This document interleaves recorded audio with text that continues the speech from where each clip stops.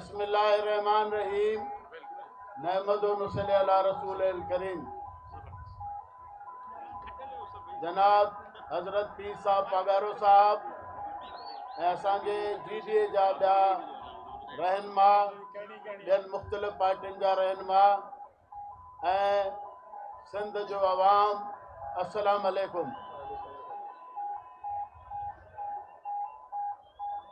मैं समझता हूँ शायद इस एम्बुलेंस में कोई मरीज ना हो, ऐसे ही ना हुकूमत ने भेज दी हो जलसे को डिस्टर्ब करने के लिए। बहरहाल फिर भी आप लोग रास्ता दो, ये उनका ज़र्फ है, ये हमारा ज़र्फ है।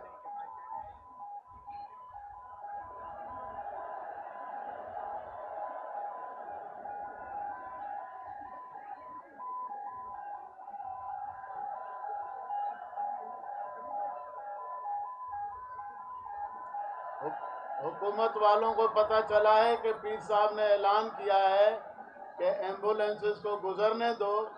मुझे तो ये लग रहा है कि ये भी कोई साजिश होगी। खाली जा रही है ना, ये हमारे दोस्त बता रहे हैं खाली जा रही हैं। भाई अगर खाली हैं तो उनको ज़रा चेक करके छोड़ो, वरना ये तो अपना धंधा जारी रखेंगे। जो फ्रॉड इन्होंने डे 1 से शुरू किया अभी भी करते रहेंगे।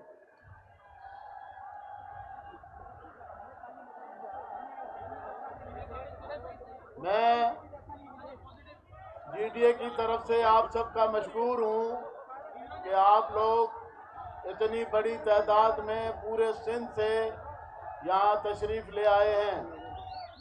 मेरे ख्याल में इलेक्शन अपनी जगह, मगर ये तो रेफरेंडम हो गया है। इस रेफरेंडम को मानना चाहिए, लोगों को मानना चाहिए, लोगों की राय को मानना चाहिए। बड़े बड़े जलसे बाकी पार्टियां भी करती हैं, मगर GDA की तरफ से सिंध में ये जो जलसा हुआ है, ये मेरे ख्याल में अपनी मिसाल आप है। मुझे कल मुख्तलिफ ज़िलों से लोग जो है वो फ़ोने करके पूछ रहे थे कैसे ही आना है। ऐसे ऐसे लोग जो मुख्तलिफ ज़िलों से, तो लोग और ये खुद से आए हैं। कोई इनको ट्रांसपोर्ट नहीं दी गई, कोई इनको खर्चे नहीं दिए गए, कोई इनको जो पीपल्स पार्टी वाले पैसे बांटते हैं वो नहीं बांटे गए, और ये खुद से लोग अपने जेब से खर्च करके यहाँ पहुंचे हैं। बल्कि पीर साहब की मोहब्बत में लोग पैदल आ रहे थे, खिपरों के आगे से, थर से, थरपारकर से, बाकी जिलों से, उमरकोट से लोग पैदल आए हैं। आज भी हम जब जलाल शाह के घर पे जा रहे थे, उस वक्त भी लोग बेचारे पैदल आ रहे थे, और रात को पीर साहब के इश्क में यहाँ सर्दी में सोए रहे हैं। इस तरह से मेरे ख्याल में तो किसी पार्टी में नहीं होता।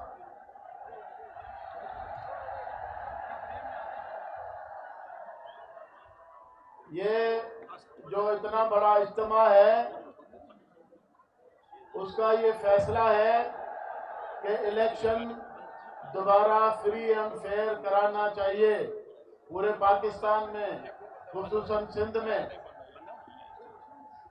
और उसके लिए एक आज़ाद हुकूमत बनानी चाहिए जिसमें कोई किसी का नामिनी ना हो, जिसमें उन्हीं की कैबिनेट ना हो, आज़ाद लोग आए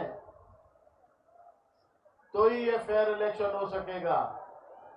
और अब मैं ये तो नहीं कह सकता कि जुडिशरी के उसमें या एडमिनिस्ट्रेशन, तो उसका तो होना ना होना एक ही बराबर था।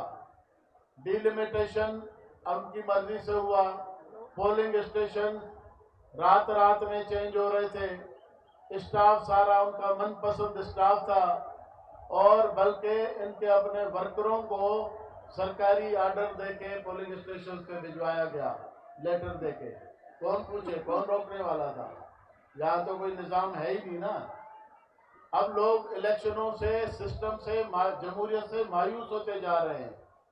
ये चौथा इलेक्शन है जो इसी तरह से रिग हुआ है या किसी एक पार्टी के हक में कोई गिव एंड टेक हुआ है, कोई डील हुई है, क्या हुआ हमें तो नहीं समझ आ रहा।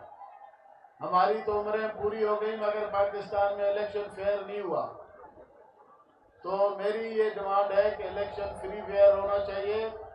कोई निगरान हुकूमत ऐसी बनानी चाहिए जो सब लोगों की मर्जी से निगरान हुकूमत बनानी चाहिए।